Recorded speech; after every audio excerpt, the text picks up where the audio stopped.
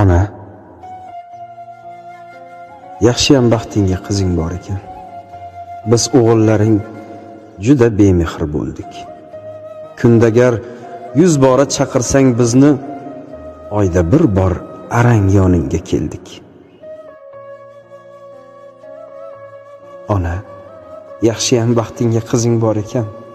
Goho u aytganda holingni so'rdik. Yaxshiman desang, yaxshi-da deya yotib qolsanggina yoningga keldik.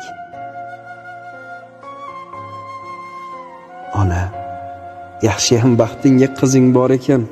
Uning mehri hech ham ado bo'lmaydi. Yuzingdan o'pgan, goh oyog'ing bosgan, mehmonga kelgandek o'zi tinmaydi.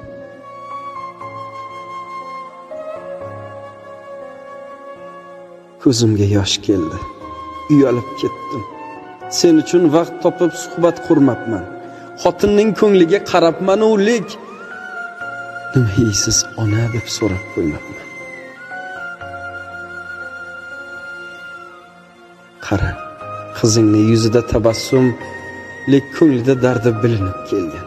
Ro'zg'or, bola chaqa tashvishdan ortib, senga nimalardir ilinib kelgan. Alqomatdek bo'lib tizilib bugun o'g'illar yoningda turibmiz bir saf. Bir onaning ko'nglin ololmasa gar, tog'ni talqon qilguvchi bilakdan ne naf.